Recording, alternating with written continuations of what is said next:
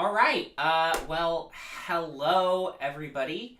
Thank you all for joining me this evening. My name is Ben Falter. I'm Director of Education at the Ontario County Historical Society, and I'm glad that you are all with me this evening for my talk, Historians in the Movies, a Love-Hate Relationship. This is part of the OCHS Virtual Speakers Series, which is a series of 4 talks all about various topics related to photography. Obviously, I'm talking about movies, motion pictures, but they are very closely related. And this is all in support of our current exhibit at the Historical Society, From Studio Portraits to Snapshots, which is all about the history of photography in Ontario County. If you haven't already gone to check it out, please go see it. It closes at the end of April. Come visit us at the Historical Society. We'd love to show you the exhibit. Originally scheduled to give the talk tonight was going to be Dave Wilson. He unfortunately had to pull out of the talk, but we wish him the best. Hope we can work with him again in the future. But that's why you all have me this evening. So, tonight's talk, right? Historians and the movies, a love-hate relationship. This title is a little bit sensationalized. I don't hate every historical movie. I don't love every historical movie, right?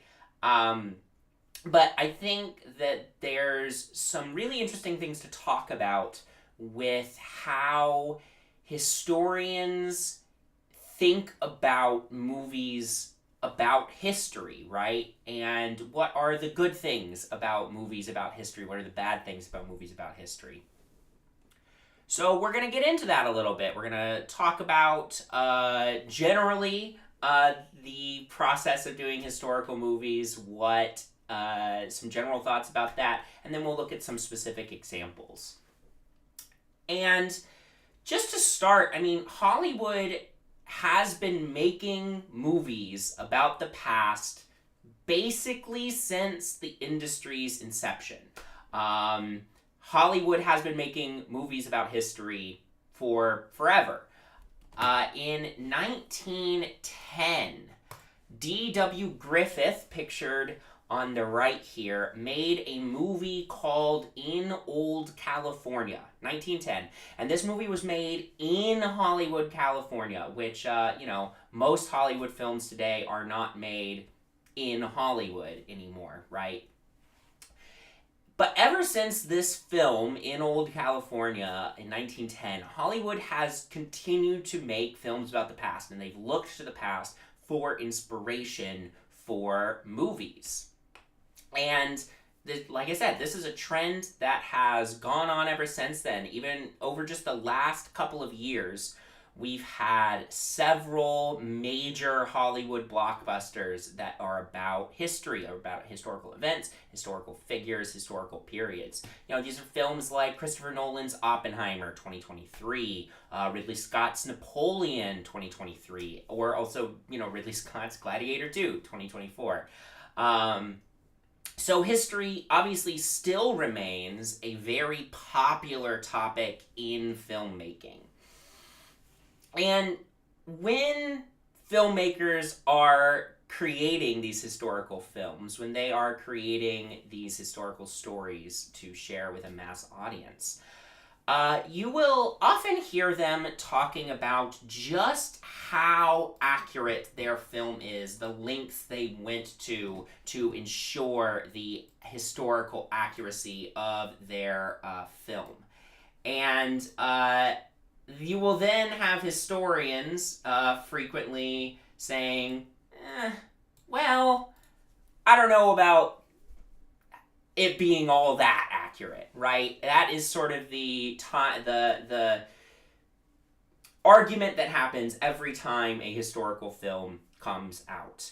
And I want to use Ridley Scott's Napoleon as kind of a very brief example of this. So, when the Napoleon movie came out just a couple years ago, the film faced a lot of criticism from historians about the historical accuracy of the film, and not just about, changing specific details, right? Films are going to change details, and that is what it is. As an example of a detail the film changed, there's a moment in the Napoleon movie where Napoleon fires cannons at the pyramids of Giza, which never happens, right? Never happened in real life. But I think more importantly, historians were really critical about the way Ridley Scott wrote and directed Napoleon in the film, right? The way the film depicted Napoleon, who he was as a man, what his legacy was. There were a lot of criticisms that the film's depiction of Napoleon was more or less just regurgitating the British, anti-French, anti-Napoleon talking points without actually looking very much into the French perspective on who Napoleon was, what his legacy should be. Another criticism some historians had of the film is that the film sort of depicted Napoleon and his story as the story of a proto-fascist, as the story of a predecessor to Mussolini or Hitler. And that, that's not really a useful way to look at Napoleon's life.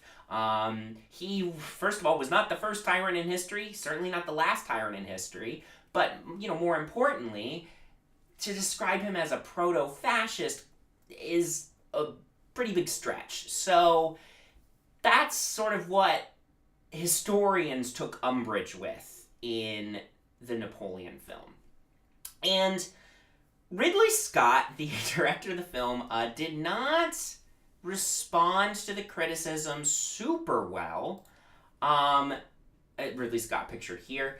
I can't read you the full quote of what he said because it does contain an obscenity.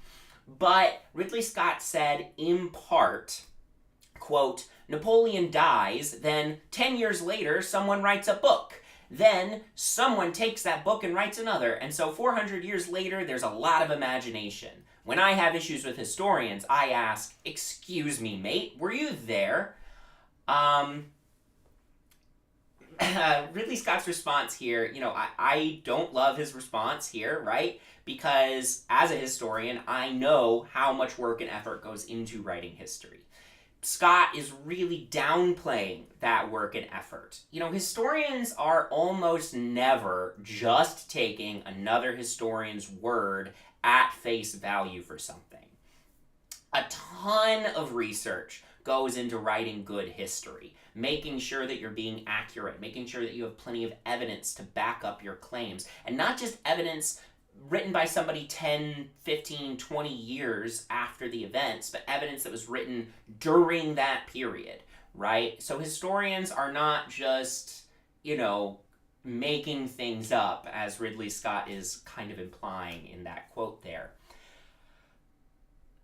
And, not many arguments between historians and filmmakers get so hostile, but I do think this is a good example to sort of dig into, to talk about this tension between historians and filmmakers. At the end of the day, a filmmaker's job is to tell a story. A movie's job is to tell a story. Movies are not necessarily out to, depict history perfectly, right? Things are going to change in the interest of making the narrative better, making the narrative more interesting. But filmmakers still sometimes feel like, they still sometimes are so admiring of the work that they did to recreate this historical period or this historical event, that they kind of buy into their own story and think that they really did truly accurately recreate history. And historians, as with any type of professional who sees their expertise depicted in film, that can get a little annoying, right? I'm sure there are many a tech expert out there who take issue with the way films depict things like hacking, right? Sort of to sum up this point, in the book Past Imperfect, History According to the Movies, Mark Carnes wrote, quote, "Like drama and fiction, movies inspire and entertain. They often teach important truths about the human condition. They do not provide a substitute for history that has been painstakingly assembled from the best available evidence and analysis. But sometimes filmmakers, wholly smitten by their creations, proclaim them to be historically accurate or truthful, and many viewers presume them to be so. Viewers should neither accept nor dismiss them out of hand, but regard them as an invitation for further exploration," unquote. And I think this really gets to where historical films can do the most good in sort of public history. Films can get people interested in history. They can get people interested in learning more about a historical topic. Many people who love history got into it because of a movie, because of a film.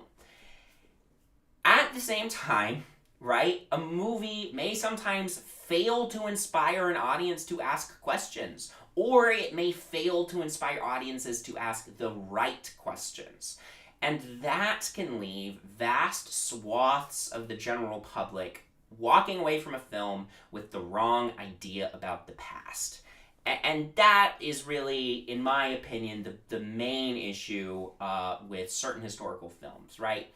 And that's not to say that general audiences are taking a movie as 100% historical fact. I think most people walk away from a film, believing that they probably changed a few things. But the problem is if the film gets kind of the core of the history wrong, the important points of the history, the important lessons that we can learn from that history. If a film gets those things wrong, that is sometimes something an audience doesn't realize that a film maybe got wrong, right? And once an audience has sort of the wrong idea about the overall sort of core of history, once they have that wrong, it's really difficult for historians to get the kind of reach necessary to rectify those misunderstandings. So, with that being said, I want to spend some time doing something of a case study of the film Gone with the Wind. And after that case study, we'll look at a couple of other smaller examples, but we're going to spend a lot of time on Gone with the Wind. And we're spending a lot of time with Gone with the Wind because I know a lot about the Civil War and Reconstruction, which are the time periods the film is set in. When we're doing this, when we're talking about Gone with the Wind, I'm not trying to tell you whether or not the movie is good or bad. I'm not trying to tell you whether or not you should keep liking it, right? Many people enjoy the movie. Many people enjoy the story of Scarlett O'Hara, her attempts to find love in all the wrong places, her struggles to improve her situation and her family's situation. And if you enjoy that and you want to continue enjoying that, by all means. I'm going to dig into some of the history aspects of that film, and I'm not, just will let you know, not going to be super kind to the film in that regard, but that doesn't mean you shouldn't continue enjoying the film if you do. So, Gone with the Wind.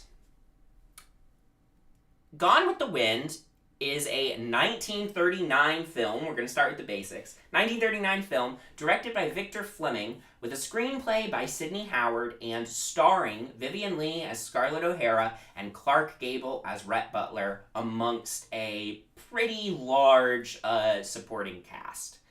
And to call Gone with the Wind popular would be an understatement. It was immensely popular when it first came out among white audiences, and it has remained one of the most popular classic Hollywood films.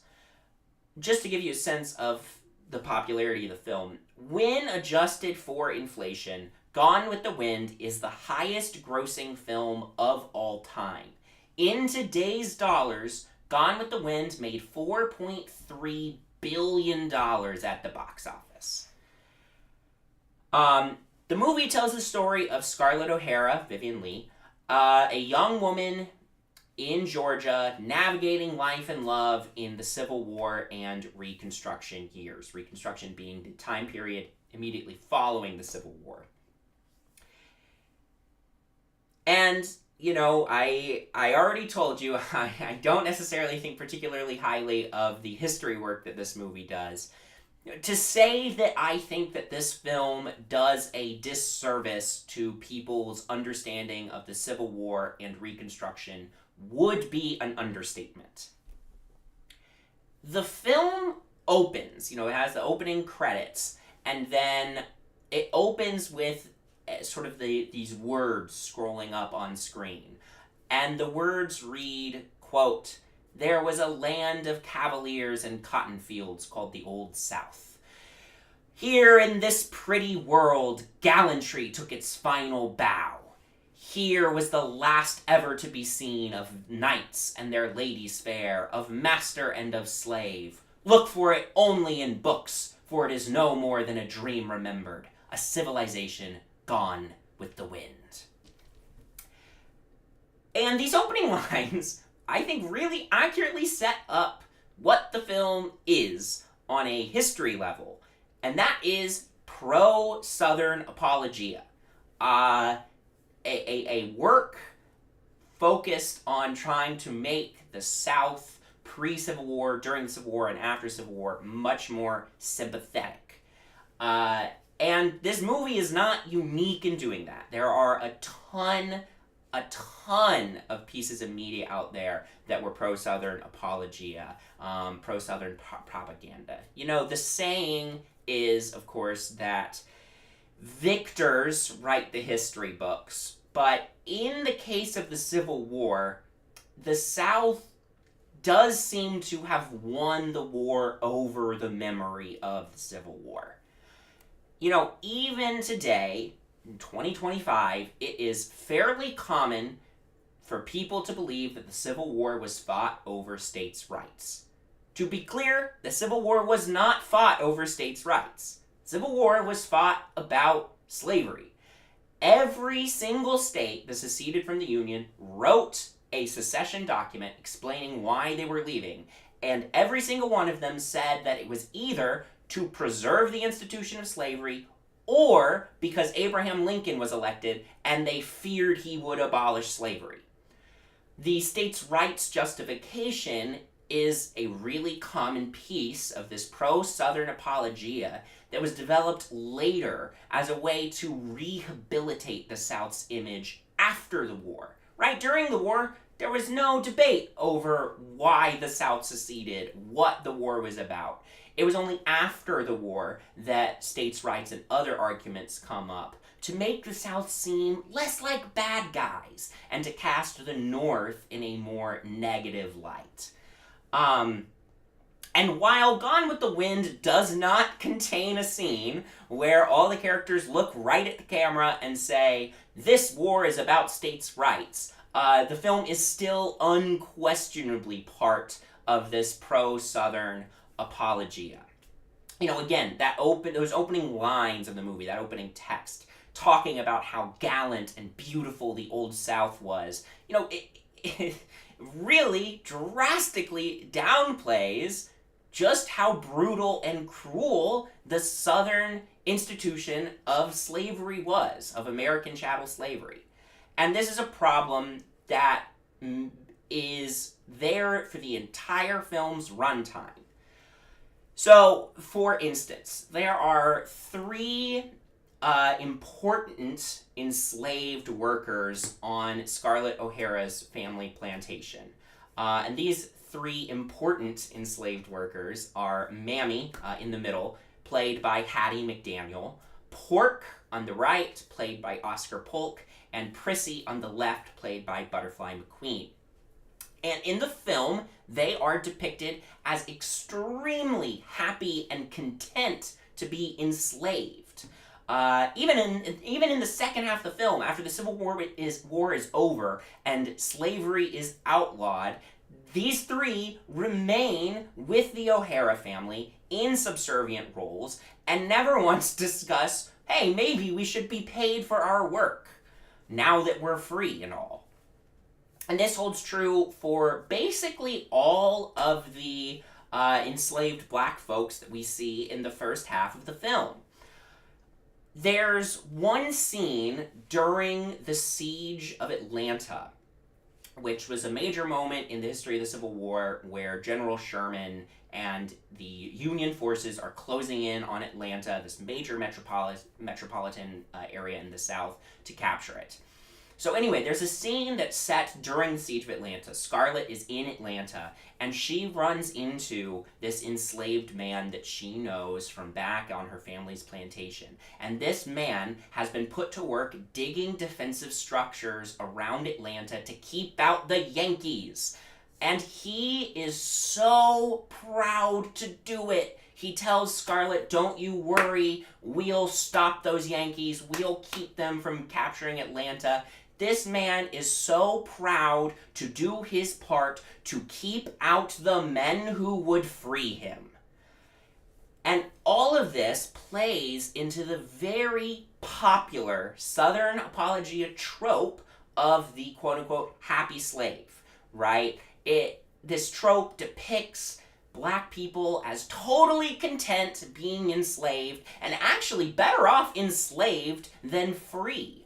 And in such narratives, right, their white enslavers treat them well and as part of the family. And this just does not reflect the reality of just how brutal American slavery was. The movie never spends any time talking about, enslaved black men getting whipped within an inch of their life. The movie never talks about enslaved black women getting assaulted by their white enslavers. The movie never talks about, enslaved people trying to escape slavery, which they did for decades, even centuries before the Civil War. The movie doesn't talk about the harsh system in which enslaved families were intentionally divided and split up and sold off by their enslavers. But no, for the film, right? No, slavery is actually great. All of the enslaved people love being enslaved, they're happy being enslaved, and they're better off being enslaved in Gone with the Wind. And other similar pieces of pro-Southern apologia.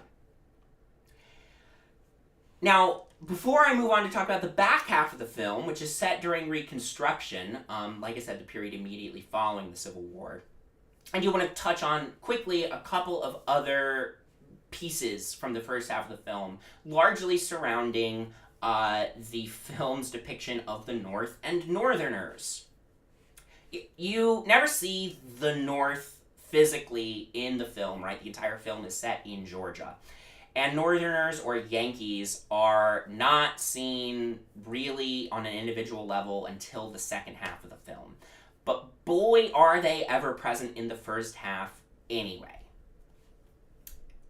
So, at the beginning, early in the film begins, right, on the eve of the Civil War. The Southern states have already seceded, and there's a lot of speculation that violence is going to break out.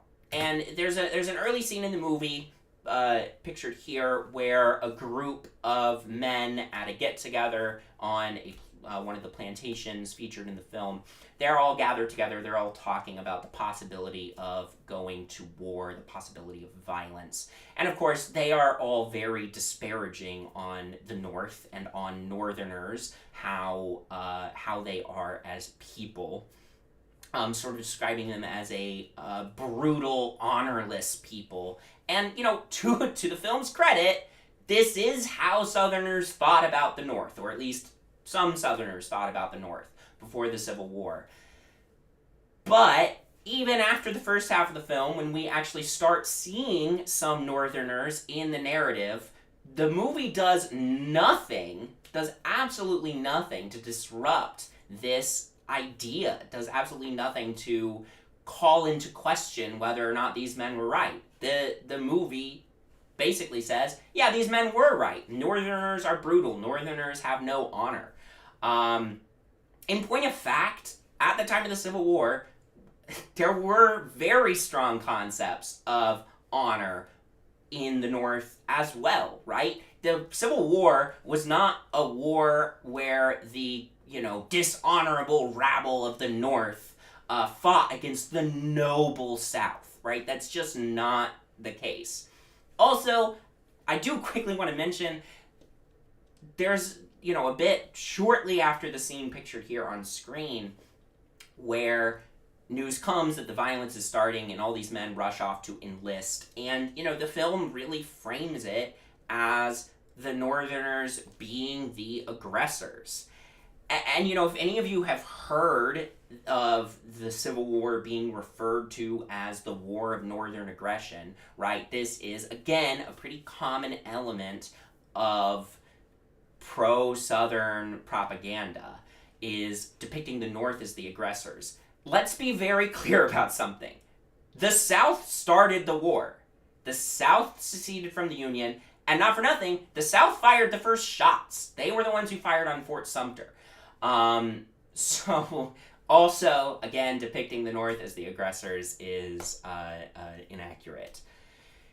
And these kind of problems, right, the problems with the way the film depicts white Northerners, but also the much more substantial issues about the way the film depicts the system of American slavery, these issues continue to rear their heads all throughout the second half of the film, which is set during the Reconstruction period. Now, Reconstruction runs from the end of the Civil War around 1865, 1866, all the way up until really 1876, 1877, when Rutherford B. Hayes is elected President of the United States. And the Reconstruction era, the plan basically was that the federal government would have troops occupying the southern states to, enforce a new United States order, a new racial order in which slavery is no longer legal. The back half of the film is set during Reconstruction. Now, as I already mentioned, right, the O'Hara's enslaved household staff, they stay on in their roles. They couldn't be happier to stay on as basically continue on to be enslaved. But we do see in the second half of the film some formerly enslaved men, and it is only formerly enslaved men we see doing this, siding with white Northerners. And this is, of course, depicted as a bad thing. And the white Northerners are often given the name carpetbaggers. This is another pretty common piece of pro-Southern apologia, pro-Southern propaganda. There's actually a scene in the movie where you see this white Northerner telling this group of black men, hey, if you vote the right way, if you vote for Northern politicians from the Republican Party, who were, the party of Lincoln, the party that ended slavery at that time, but this man in the movie, he's telling them, like, hey, if you vote the right way, the federal government will give you 40 acres and a mule of your own, bribing them, right, for their votes. This just didn't happen. The federal government itself actually never promised the distribution of 40 acres and a mule to the formerly enslaved, and they certainly never tried to buy their votes with it. 40 acres and a mule, which is something you hear a lot, it originated from a wartime field order issued by Union General William T. Sherman. Sherman, he's marching across the South, he's taking over a ton of territory, and as he does, he's taking over a ton of abandoned plantations. The plantation owners had fled in terror of his large army. So much for that Southern honor and bravery. But they had fled from these plantations, and so Sherman is capturing these plantations as he marches across the South. And also, as he's marching across the South, he has hundreds and thousands of enslaved people running away to his lines because they knew once they got to the Union lines, they would become free, right? And so Sherman, he's got two things going on. He's got all this land that he needs to figure out what he's going to do with. His army can't take care of it. His army can't farm it. They've got other things to do. And he's got this large population of formerly enslaved people. They aren't soldiers, right? And his solution to this is, I'll divide up the plantations into 40-acre parcels and set up these now free families, each of them with a parcel of land and a mule, so that they can get their free lives started out on the right foot. So this was Sherman's policy, but it was never actually adopted as federal policy. And actually, sometime after the Civil War, the federal government returned the land to the plantation owners. So the idea that the federal government would give 40 acres and a mule to the freed black men of the South is just flat out wrong. Look, the newly freed black men in the South voted for the Party of the North, for the Republicans, not because they were being bribed, but because that was the party that had ended slavery. That was the party that was advocating for their civil rights. That was the party that was trying to protect those rights against the attempts by Southerners to take those rights back away. They were voting smart, right? Why on earth would they vote for white Southern politicians when they could vote for Northern politicians? Again, also white, but they were voting smart. They were voting strategically in their interest. But that's obviously not the conversation the film has, right? Also, very briefly, I want to mention this. There are a couple of white Southerners in the film who... There's really only two as far as I remember, there's only two that you actually see in the film that truly and genuinely align with the North after the Civil War. And those two characters are described as white trash who only sided with the North because they were greedy, because the North was basically bribing them and giving them money too, to align themselves with the cause of the North. There were white Southerners who, after the war, aligned with the North. And they had, I'm sure, various reasons for doing it. Certainly some of them, right, hadn't benefited from the previous racial order in the South. They weren't wealthy enough to be enslavers. So certainly some of them may have sided with the Union for that reason. But also, there were some white Southerners who sided with white Northerners after the Civil War because they had grown to believe in the cause of civil rights and racial justice. People like James Longstreet. James Longstreet was a former Confederate general, but after the Civil War, he became a staunch defender of civil rights. He actually fought a pitched battle on the streets of New Orleans to protect the right for black men to vote in Louisiana. So, that's just another thing that the film gets wrong about this period, sends the wrong message about this period. And again, this alliance between the white Northerners and the newly freed black men who joined them is depicted as a bad thing. It's depicted as cruel at best and evil at worst. There's another scene early in the second half of the film where you see this long line of injured Confederate soldiers struggling to walk back home from the war. And then down the road comes a horse-drawn carriage bearing a white Northerner and a suddenly wealthy black man.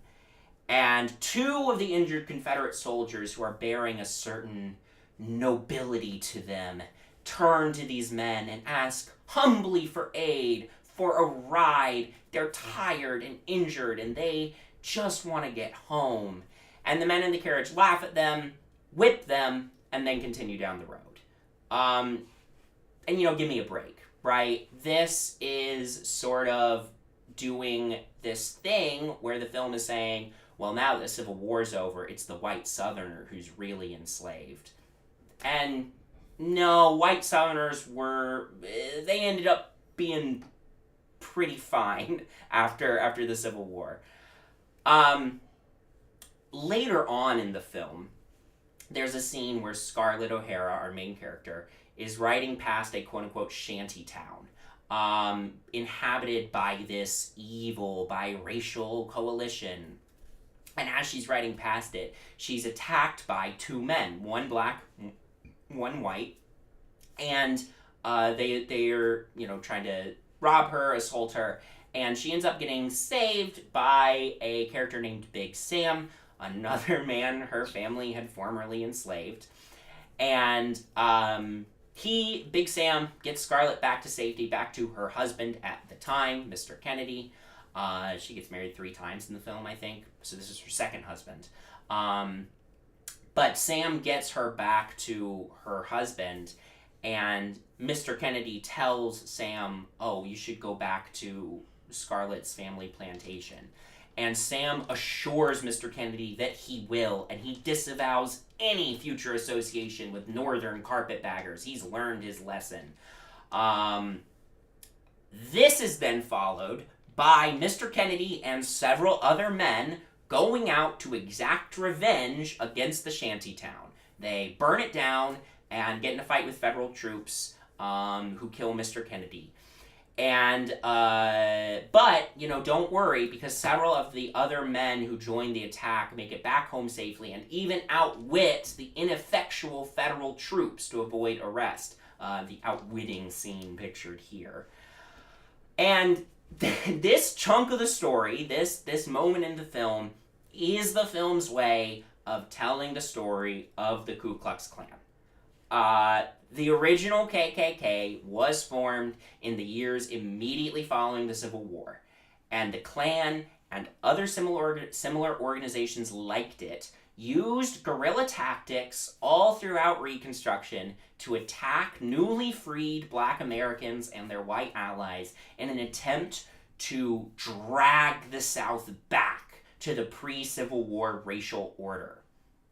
And there's this narrative that existed for a long time. I don't know that it's super common anymore, but there was this narrative that existed for a long time that the early Klan, the version of the Klan as it existed immediately after the Civil War, they weren't the same thing as the later Klan. This early Klan was merely trying to resist an overreach of federal authority in the post-war South. Or, as in the film, they were simply trying to defend their families. Well, the overreach of federal authority was, the end of slavery, the right for black men to vote, black men's citizenship in the United States. That was the overreach of federal authority that the early Klan was fighting against. And that was the same thing that the early Klan was defending their families from. I'm almost done talking about Gone with the Wind, but there's one more scene I do want to mention here, and I think it really encapsulates a lot of what I've been talking about with this movie and the way it depicts the Civil War and slavery and Reconstruction. And it's a scene that takes place about 2/3 of the way through the movie. And in this scene, Scarlett is trying to open up a lumber mill. She has been going through some difficult financial times. She's trying to open a lumber mill to try to, recover some of her finances. And in order to staff it, she contracts a white northerner, the gentleman in the red vest and bow tie there that you can see. She contracts him to provide a prison labor force, which this prison labor force, by the way, is entirely made up of white men to save money because you don't have to pay prison labor. Ashley Wilkes, who is Scarlett's brother-in-law and also the man that she's been pining after the whole movie, it's a whole thing, he tells her that he wishes she'd just let him hire and pay some black men to work at the lumber mill. But Scarlett retorts that they can't afford to pay free black men. Now, Ashley is still uncomfortable about hiring the prison convicts because he's worried about the way the northern man will treat the convicts. He's worried that he'll mistreat them. He says that they, meaning white Southerners, had always treated their enslaved workers well. By the way, he makes sure to mention that he had always been planning on freeing the enslaved folks on his father's plantation once his father passed away, if only the Civil War hadn't happened and freed them first. And this whole scene really carries with it like a lot of these pieces of Southern apologia that I've been talking about this whole time, right? It depicts a white northerner as cruel. It seems to show that in this new post-war order, white men are being enslaved, in this case through the prison system. By the way, the 13th Amendment, which is the amendment to the U.S. Constitution which ended slavery, did have a specific carve-out in it that said that slavery was still permitted as punishment for a crime. So it left it so that prisoners could still be forced to perform slave labor. And in reality, in the post-Civil War South, Southern states, most particularly Mississippi, enacted laws called black codes, and these were the predecessors to Jim Crow laws, which basically made it impossible to exist as a free black Southerner legally. It made it, illegal to be black. And it forced many black people into prisons in the South. And then they were put into prison labor. So they were, re-enslaved, essentially. But no, the film says, the people who are suffering under prison labor in the South in the post-Civil War years are white men. The scene, by the way, once again highlights this idea that white Southern enslavers had treated those that they enslaved well. And the film goes on to tout the, I would have freed them eventually idea, which is also commonplace among Southern apologia. You see in a lot of the Southern propaganda that, the South would have gotten around to freeing the slaves eventually on their own if only the mean old North hadn't forced them to act so quickly with the Civil War, which, once again, the South started the war. So that, I know I talked a lot about Gone with the Wind just now. As you can tell, I don't think particularly highly of Gone with the Wind and how it talks about the history of the Civil War and of Reconstruction and of slavery. And, you commonly hear people saying the film was a product of its time, and that can be true, and it can also be true that this is wrong and it shares a lot of wrong ideas about the history that's depicted. And not for nothing, but there were people when the film came out saying that it was filled with a lot of racist nonsense. Black people saying that when the film came out.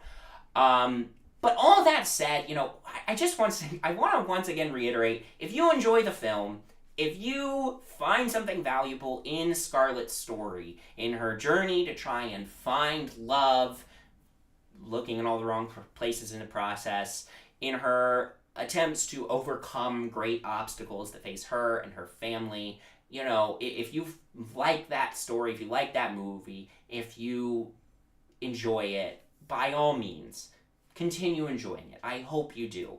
But the next time you watch the film, I hope that you are now well equipped to notice the ways the film fails as a work of history. And, ask yourself some questions about what else there might be to learn about the Civil War, about Reconstruction, about slavery in the United States. And that is, I think, what historians mostly want people to do after watching historical films.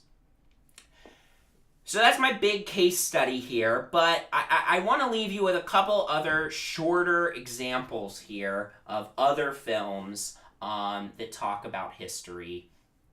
And again, by doing so, I hope that you will think, oh, what is your favorite historical film? And I want you to think about that, and as you're thinking about it, think about what questions you might ask about whether or not the film got the core of that history right. So to talk about a couple other examples, one other film I want to talk about is Apocalypse Now. This is Francis Ford Coppola's 1979 classic film about the Vietnam War that is also simultaneously trying to be an adaptation of the 1899 Joseph Conrad novel Heart of Darkness. In Past Imperfect, that book that I mentioned earlier, Francis Fitzgerald wrote, and I'm going to quote a pretty long passage here, but the reason I'm quoting such a long passage is I think it nails the analysis of this film in a way that I couldn't, but I agree with it. So the quote reads, "Most of the brilliance of Apocalypse Now has to do with helicopters and napalm. The film opens with a shot of a wall of palm trees rising out of the ocean and the sound of a chopper's rotor blades. Struts move across the top of the picture frame and a helicopter passes through. To the sound of the doors singing 'This is the End,' the jungle suddenly erupts in flame. When I first saw these breathtaking pyrotechnics, I thought Coppola had seen the war in Vietnam and filmed what the TV cameras could only approximate. From this moment on, however, Apocalypse Now seems to be two different films. One of them, unfortunately the shorter of the two, is a daring and stylish satire on the American army in Vietnam. The other is Coppola's misguided attempt to translate Conrad's novel into film." And I really couldn't agree with this analysis more.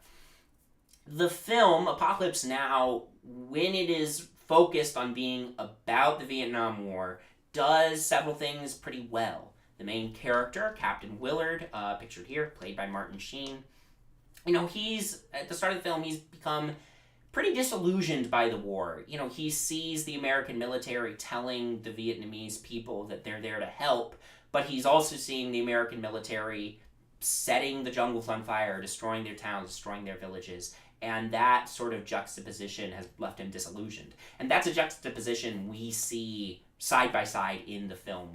There's scenes, not that far into the film, where you've got a village that's the center of a battle. The jungle behind the village is on fire. There's gunshots going off, and all the while you have Americans yelling over the crowd of Vietnamese civilians saying, "We're here to help." So this is a juxtaposition the film is very intentionally making, and it's a juxtaposition that Captain Willard has become disillusioned by.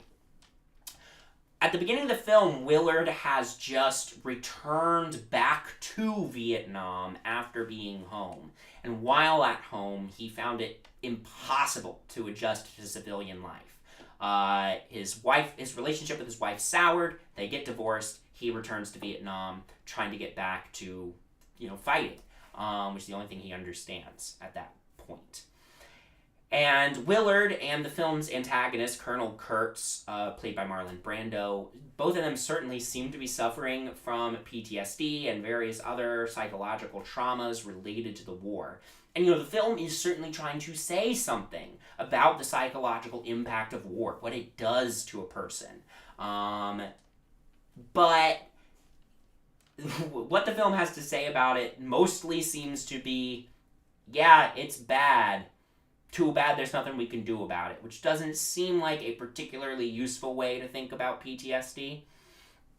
But, again, early in the film, Willard, he's assigned this mission to hunt down Colonel Kurtz, and he joins the crew of this boat to go upriver to hunt down Colonel Kurtz. And in that sequence, early on, he joins an over-the-top Lieutenant Colonel Kilgore to get past an enemy village. And this sequence of the film is over the top. It's probably the most recognizable sequence of the film. It's the part of the film where the helicopters are flying in on the village and you hear Flight of the Valkyries playing. It's also the part of the film where you hear Lieutenant Colonel Kilgore say, "I love the smell of napalm in the morning." And that sequence is very, very over the top. But it's still recognizable at that point as a story about the Vietnam War. And the film is trying to say something about the Vietnam War. But as Willard and his crew travel upriver on the hunt for Kurtz, the film becomes increasingly unrecognizable as a story that's actually about Vietnam. And the film becomes more and more surreal and strange. One might argue that the film's descent into madness was supposed to represent Coppola making an argument about the futility and madness of the Vietnam War. But I would argue that the earlier parts of the film make that argument too, when it's still recognizably about the Vietnam War, and I would say that the early parts of the film actually make that argument better than the later parts of the film. Apocalypse Now does have a message it wants to tell. It has something it wants to say about the Vietnam War, about what the Vietnam War did to Vietnam and to the Vietnamese people, about what Vietnam did to the American soldiers who fought in it, to the psychological impact it had on the American troops fighting in that war. And, that's not a bad thing that the film is trying to say something about that. I think most good history is trying to communicate something important about the past. Something we can learn from history. Learning from the past and how the past informs the present is exactly what makes history useful. And so I don't begrudge Apocalypse Now's attempt to share that message, but I do think the fact that Apocalypse Now gets less recognizable as about Vietnam as it goes on, I think personally it dilutes the message that Coppola was trying to send about the Vietnam War. One final piece, this will be even quicker. I do want to cheat and very briefly talk about Hamilton. I know it was a Broadway musical, but you can watch it as a movie on Disney+, so I am going to count it. So Hamilton by Lin-Manuel Miranda premiered off-Broadway in 2015, Broadway in 2016, and Disney+ in 2020. And it tells the story of founding father Alexander Hamilton. Now, obviously, the musical gets a lot of the little details wrong, right? The founding fathers were not constantly singing and rapping. Thomas Jefferson did not look like the inimitable Daveed Diggs. And by the way, another detail the musical gets wrong are the details around Alexander Hamilton and Aaron Burr's infamous duel in which Hamilton died. In the musical, the duel occurs as a result of the presidential election of 1800 because Hamilton thwarts Burr's attempt to become president in that election. But in the actual history, the duel happened as a result of Burr's New York gubernatorial campaign in 1804. 4 years later, he runs for governor of New York. Hamilton writes a piece about why he shouldn't be allowed to be governor of New York. Burr loses the election, blames Hamilton, and that is the reason for the duel, unlike in the musical. But, again, these are details, and I'm a little bit more concerned about the bigger picture stuff, right? The core of the story. Well, there are a couple things that the musical gets wrong in that regard, too.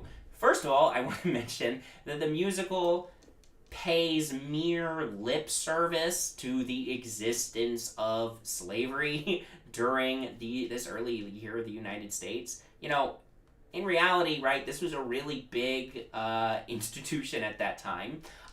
Many of the founding fathers, including George Washington and Thomas Jefferson, were enslavers.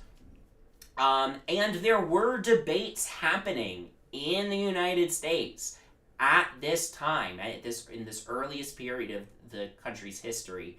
There are debates about the abolition of slavery already happening at that point. And the musical pays a little bit of lip service to it, but doesn't really dive into it that much. But, it's the musical's the story of Alexander Hamilton himself, not necessarily the story about the history of the early United States. So, does it get the core of Hamilton's story right? Partially, right? But there are a couple of big things that I think the musical gets wrong. One of them is the relationship between Alexander Hamilton and Aaron Burr. That relationship in the musical is completely fabricated, right? In the musical, Aaron Burr and Alexander Hamilton start as friends, and over the course of the story, they become more and more bitter rivals, which ultimately results in the tragic, heartbreaking duel, and Aaron Burr feels really bad about it afterwards. In the actual history, Aaron Burr and Alexander Hamilton were bitter political rivals, but that's all they were. They were never friends, or at least there's no evidence that they were ever friends prior to becoming bitter rivals. And also, Aaron Burr, there's not really any evidence that he felt bad about it. There is a quote that's attributed to him where he said, "The world was wide enough for both Hamilton and me," which Aaron Burr sings in the musical. However, that is only half of the quote. The second half of the quote goes something to the effect of, like, why would I be worried about the presence of a fly? Right? So he didn't have this, like, great regret about killing Hamilton. He just was like, yeah, maybe I shouldn't have done it. What harm was he really doing? Another thing the musical gets wrong, sort of at the core of who Hamilton was, is the musical kind of depicts him as this, like, fierce advocate for democracy. And Hamilton certainly was, in actual history, a huge proponent of the Constitution. He wrote 51 Federalist Papers defending the Constitution to try and get it ratified. So he did really like the Constitution. He really thought it was very important. But also, Hamilton was a huge elitist. He felt that most common people were far too stupid to vote. And he also advocated, by the way, for Washington to become a king, basically.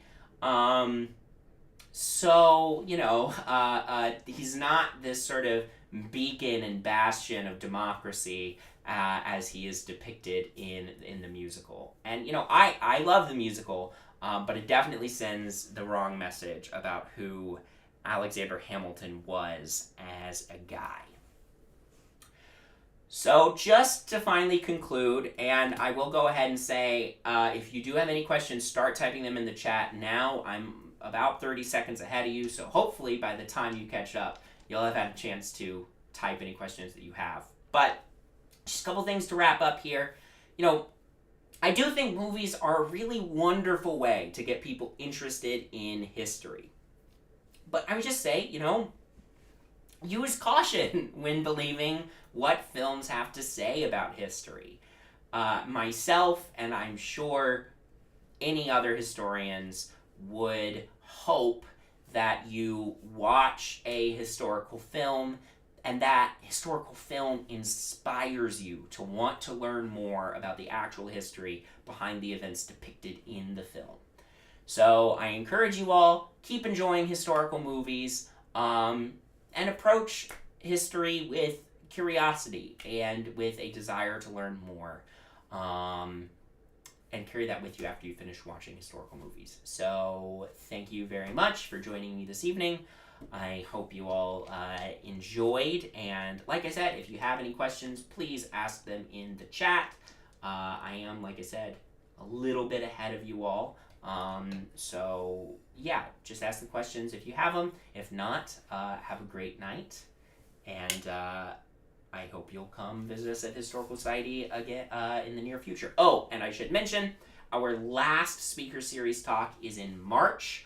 It is being presented by Yolanda Hollister, and it is going to be on Thursday, March 13th at 7 p.m. So if you are interested in joining us for the last talk in the speaker series, make sure to go to our website to get tickets for that. But yeah, any questions?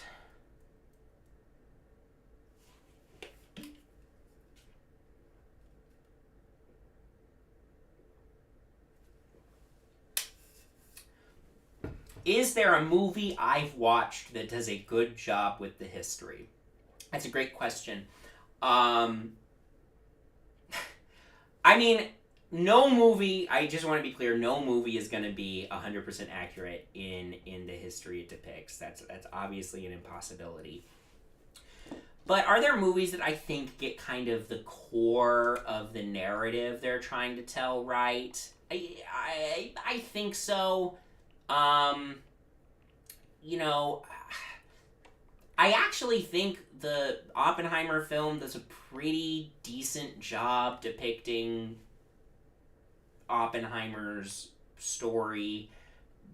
Depicting the Manhattan Project, what happened to him after the Manhattan Project.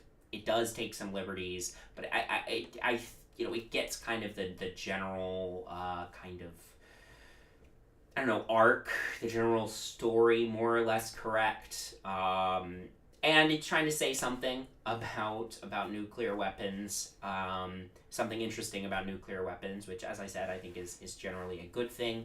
When when a piece of history has a message it's trying to tell. So that's the first one that comes to my mind. I'm sure there are others that I am just not thinking of right this second, right this moment. But yeah, I mean, I also do have to turn my brain off a lot when I'm watching movies about history. Another movie that I think does a pretty good job is actually Apollo 13.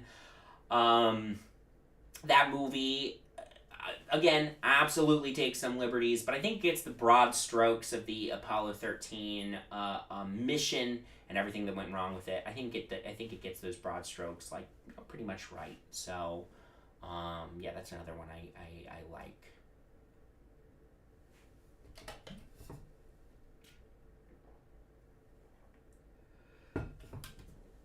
All right. Well, I don't see any other questions in the chat, but if anybody does have questions for me about this presentation, please feel free to email me. My email address is benjamin@ochs.org. But otherwise, I hope you all have a fantastic rest of your night and that you will join us for talks again in the future. Thank you.